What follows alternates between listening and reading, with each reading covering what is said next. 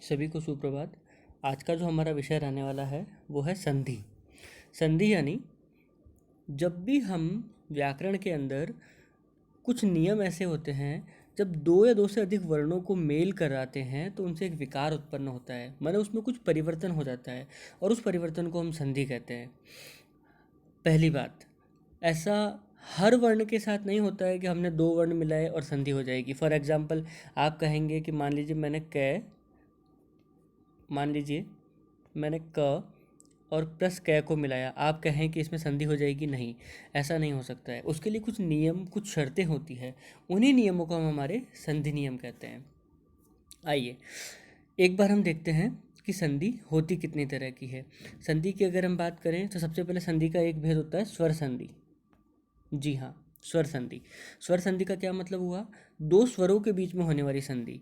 मान लीजिए प्लस के इस तरफ भी आपको एक स्वर वर्ण देखने को मिले, कोई भी स्वर हो सकता है वो, इस तरफ भी आपको एक स्वर देखने को मिले, इस कंडीशन को आप कहने वाले हैं स्वर संधि।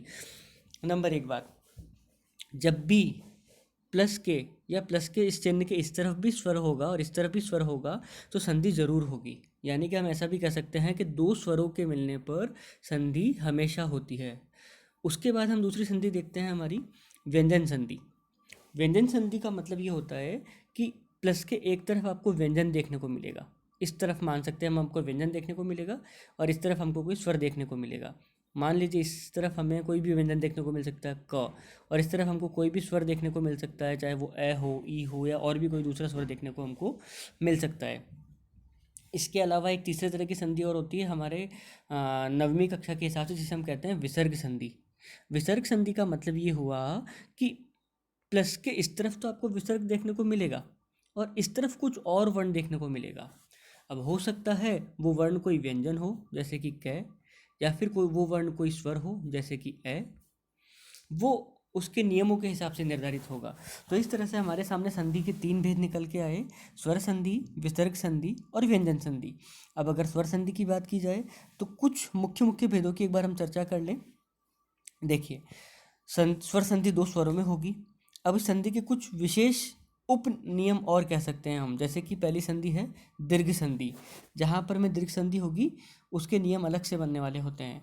गुण संधि, वृद्धि संधि, अयादि संधि, पररूप संधि, ये 5 संधियाँ मूल रूप से होती है। इसके अलावा एक संधि और हम चाहें तो इसमें जोड़ सकते हैं, वो है पररूप संधि।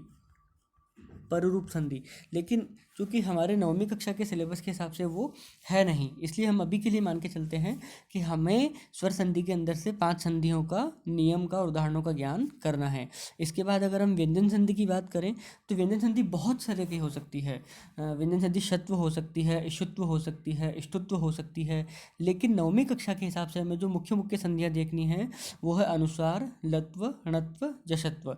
इसमें से भी जो हमारे सिलेबस में मूलतः दी गई है, एक तो है अनुस्वार और दूसरी है जशत्व। तो इन संधियों की हम विशेष चर्चा करेंगे।